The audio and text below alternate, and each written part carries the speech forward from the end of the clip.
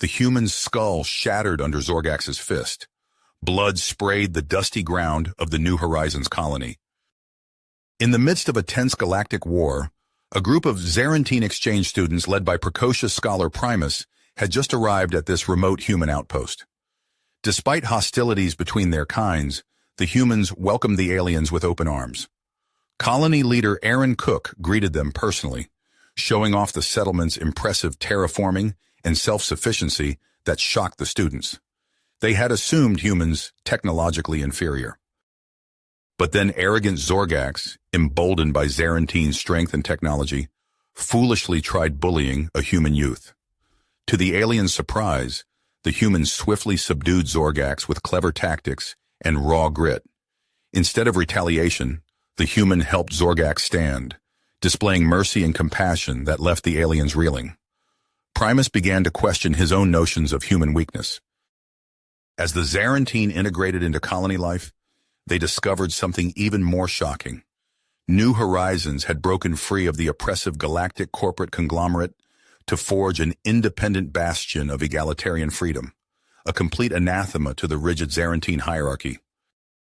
Primus befriended innovative human engineer Jeremiah Sawyer, learning of the conglomerate's plot to sabotage the colony's terraforming to force them back under corporate boot. If successful, it could spell doom for human autonomy itself. As Primus grappled with his growing respect for humanity, one thing became clear. The looming confrontation here could determine the fate of both their peoples. Everything the Zarantine thought they knew was about to be challenged to the core. Primus stared at the readouts on his handheld scanner, a growing sense of unease churning in his gut. The atmospheric composition of New Horizons was slowly but undeniably shifting, transforming the once habitable environment into a toxic wasteland. He turned to Jeremiah, the human's face etched with dogged drive. "We need to find the source of this sabotage, and fast," Jeremiah said, his voice low and urgent. "If we don't stop it, the terraforming will fail and the colony will be doomed." Primus nodded, his mind racing with possibilities. Who among the colonists would betray their own people? And for what purpose? Jeremiah led Primus through the winding corridors of the colony's research facility, stopping before a reinforced door marked with biohazard symbols. He placed his hand on a scanner and the door hissed open, revealing a spacious laboratory filled with advanced equipment. In the center of the room stood a tall, slender woman with short-cropped silver hair and piercing blue eyes. She looked up from a holographic display, her expression grave. "Dr. Eliza Novak, I presume," Primus said, extending a hand in the human gesture of greeting. "Jeremiah speaks highly of your expertise." Dr. Novak shook his hand firmly, her grip strong and assured. "And you must be Primus, the Zarantine scholar. I wish we were meeting under better circumstances." She turned back to the holographic display, manipulating the glowing lines of code with deft fingers. "I've been tracking the changes in the atmospheric composition for weeks now. At first I thought it was just a glitch in the sensors, but the pattern is too consistent to be random." Primus leaned in, studying the data with a critical eye. "You suspect sabotage." Dr. Novak nodded grimly. "And I think I know who's responsible." She tapped a few commands and a personnel file appeared on the screen, a man's face staring out at them with cold, calculating eyes. "Marcus Wright," Jeremiah breathed, recognition dawning on his face. "He's one of our top engineers. But why would he do this?" "That's what we need to find out," Dr. Novak said, her voice hard as steel. "And we need to find a way to stop him before it's too late." As Primus and Jeremiah pored over the data, searching for any clues that might lead them to Marcus, a commotion erupted outside the lab. Shouts and the sounds of a scuffle echoed through the halls, growing louder with each passing second. Primus and Jeremiah exchanged a look of alarm and raced for the door, Dr. Novak close on their heels. They emerged into a scene of chaos. A crowd of colonists gathered around two figures locked in combat. Primus's heart sank as he recognized Zorgax, the arrogant Zarantine warrior, grappling with Aaron, the human colony leader.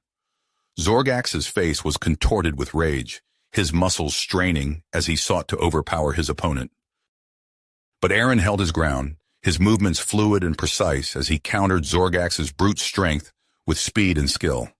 He ducked under a wild swing and delivered a swift kick to Zorgax's midsection, sending the Zarantine stumbling back. Zorgax roared in frustration, charging forward with renewed fury, but Aaron sidestepped the attack, grabbing Zorgax's arm and using his own momentum to flip him onto his back. The Zarantine lay stunned, the wind knocked out of him. Aaron stood over him, chest heaving with exertion. For a moment, Primus thought he might strike the fallen warrior, but instead Aaron reached out a hand, offering to help Zorgax to his feet.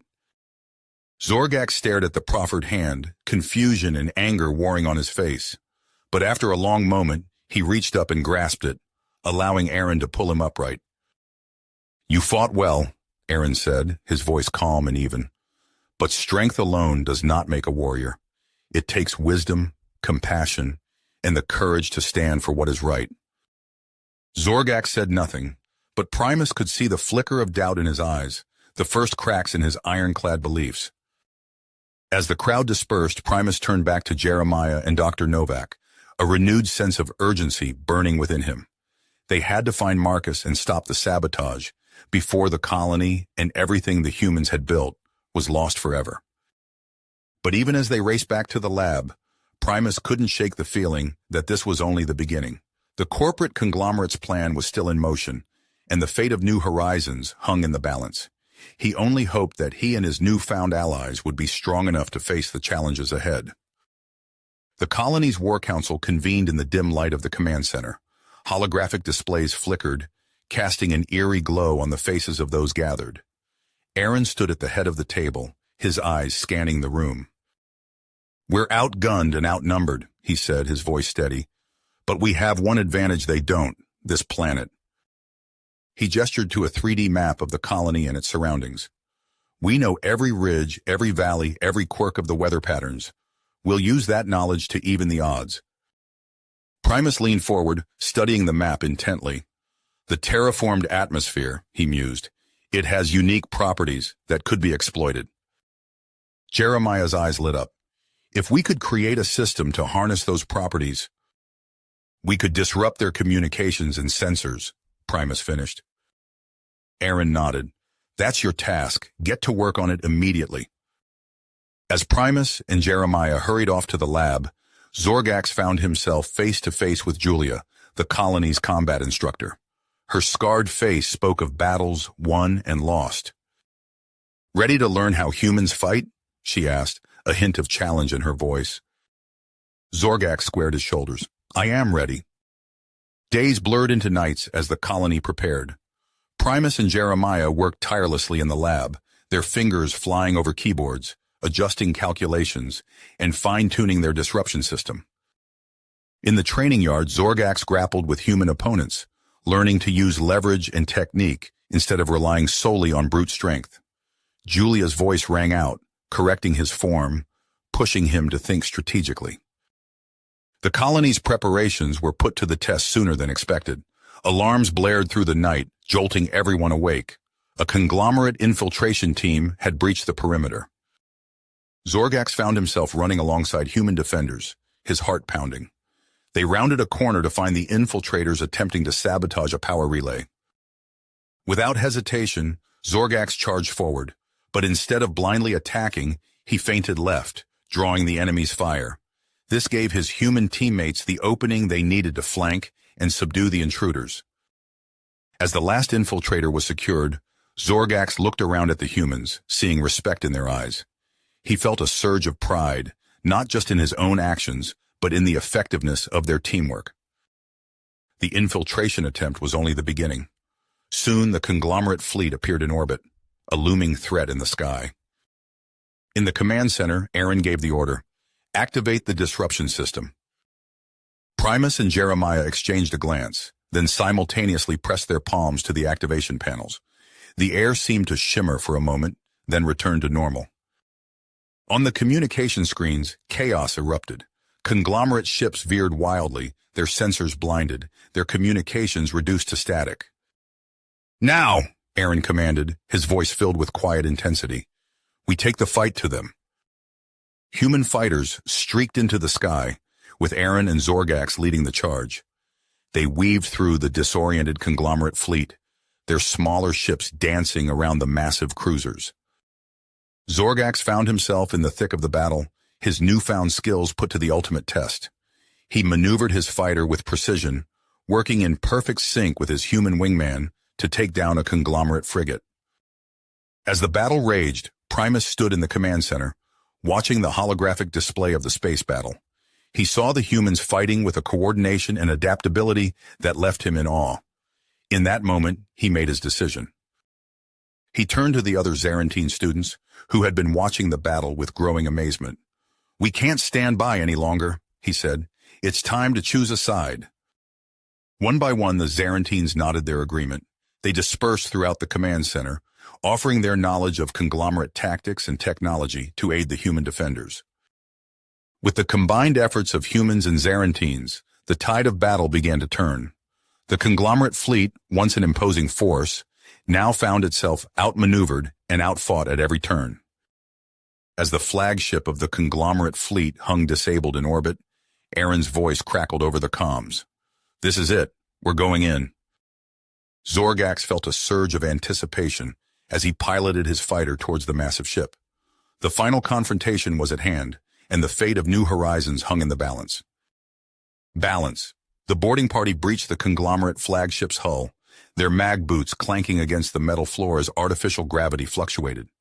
Aaron led the charge, his pulse rifle at the ready, with Zorgax close behind. They fought their way to the bridge, disabling security systems and overcoming resistance. The final door slid open, revealing the conglomerate's commander, a portly man in an expensive suit, sweat beading on his brow. "It's over," Aaron said, his voice firm. "Surrender now." The commander's shoulders slumped in defeat.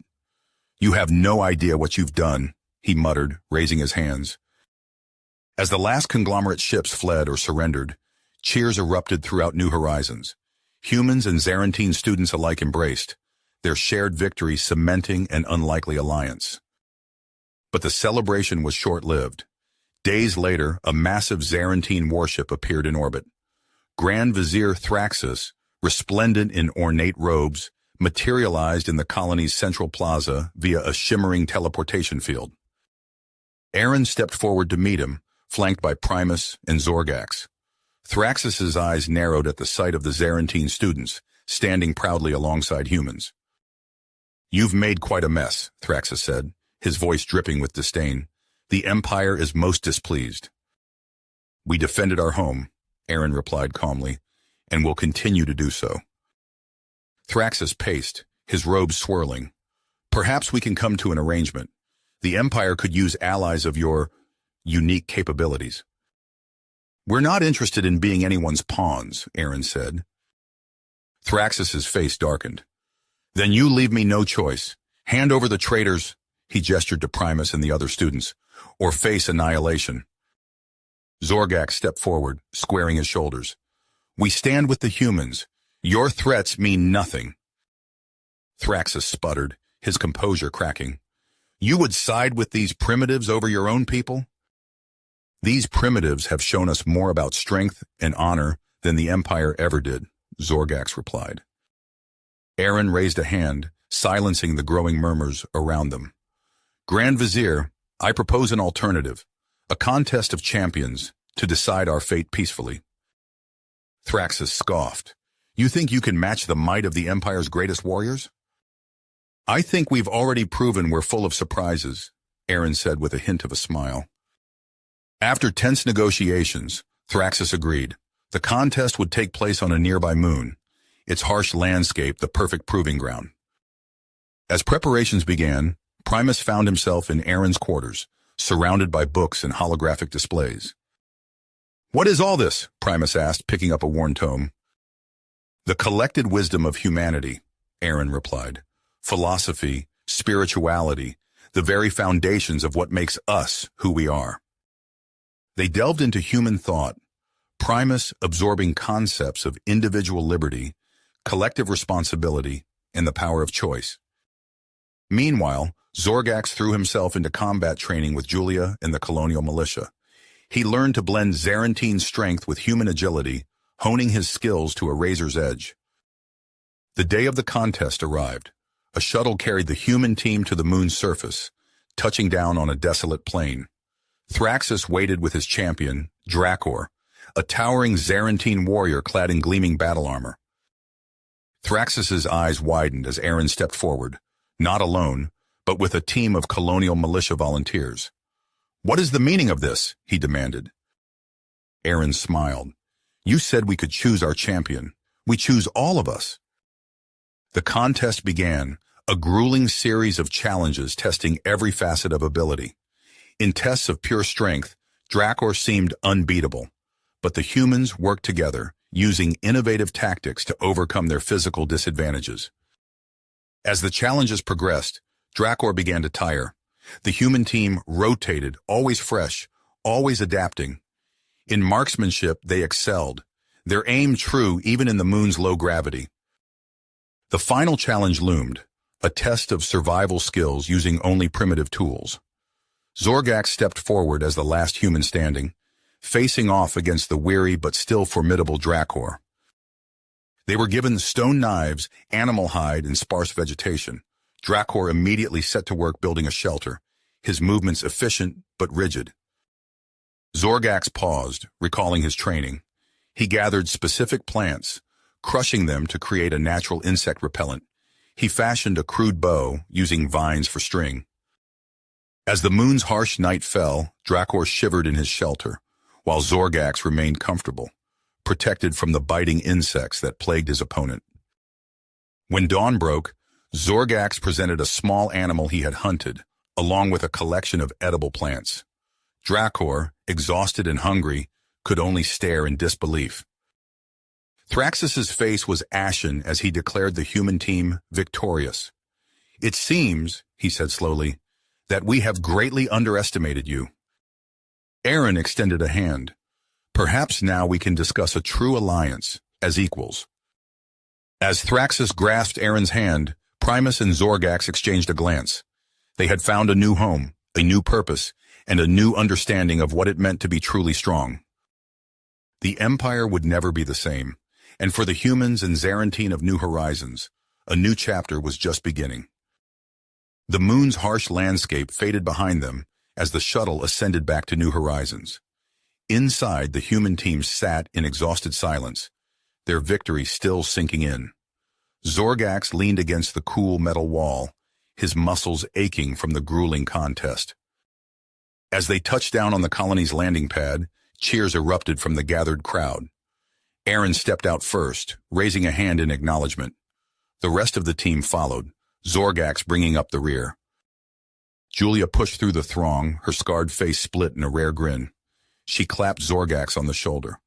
"Not bad for a rookie," she said, her tone gruff but warm. Before Zorgax could respond, a hush fell over the crowd. Grand Vizier Thraxus materialized in the center of the landing pad, his ornate robes billowing in the artificial breeze. "You have won your autonomy," Thraxus announced, his voice carrying across the suddenly silent gathering. "The Empire will honor the terms of our contest." His eyes narrowed, sweeping across the assembled humans and Zarantines. "But mark my words, you have made a powerful enemy this day." With a shimmer of light, Thraxus vanished, leaving behind a palpable tension. Aaron stepped forward, addressing the crowd. "Today we've proven that unity and innovation can overcome any obstacle, but our work is far from finished." In the days that followed, New Horizons buzzed with activity. The humans celebrated their victory, but an undercurrent of anxiety ran through the colony. The Empire's threat loomed large, despite their hard-won autonomy. Primus found himself in the colony's central plaza, surrounded by his fellow Zarantine students. They spoke in hushed tones, their excitement mingled with uncertainty. "We can't go back," one of them said, glancing nervously at the sky. "Not after what we've learned here." Primus nodded, his expression grave. "No, we can't, but we must." Nearby, Zorgax stood with Julia and a group of colonial militia. He caught fragments of their conversation, plans for expanded defenses, new training regimens. Julia noticed his distraction and followed his gaze to the Zarantine students. "You're not going with them, are you?" she asked, her voice uncharacteristically soft. Zorgax shook his head. My place is here now, with you, with all of you. The next morning, a solemn gathering assembled in the colony's main hall. Aaron stood at the center, flanked by the colony's leaders. Zorgax stepped forward, his head held high. Zorgax, Aaron began, his voice carrying through the hushed room, you have proven yourself a true friend to humanity. Today, we formally welcome you as one of our own. A cheer went up from the assembled colonists as Aaron clasped Zorgax's arm in a warrior's grip. Zorgax felt a swell of emotion, looking out at the faces of those he now called family. The mood shifted as Primus and the other Zarantine students filed in. Their expressions were a mix of commitment and regret. We must return, Primus announced. Our people need to know the truth about humanity, your strength, your resilience, your spirit of innovation. Aaron nodded solemnly. We understand. Know that you will always have a home here, should you need it. As the Zarantine students prepared to depart, Jeremiah approached Primus, a small data chip in his hand. Take this, Jeremiah said, pressing the chip into Primus's palm. It contains schematics for a new terraforming technology we've been developing. Use it to push the boundaries of what's possible, just as we do. Primus stared at the chip, understanding the weight of the gift. He pulled Jeremiah into a warm embrace, mentor and student saying goodbye. The colony gathered to watch as the Zarantine ship lifted off, carrying Primus and the students back to the Empire. Zorgax stood at attention with his new comrades in the colonial militia, watching the ship grow smaller against the sky. As the ship winked out of sight, Julia turned to her team. All right, people, we've got work to do. The Empire won't forget about us, and we need to be ready. Zorgax nodded, falling into step beside her as they headed to the training grounds. The human colony of New Horizons had won its freedom, but the real challenge was just beginning. You have reached the end of the story. If you enjoyed this story and want to support us, please leave a like and subscribe to our channel, and for every comment that says 88, I will heart every single one of them. Thank you for your time.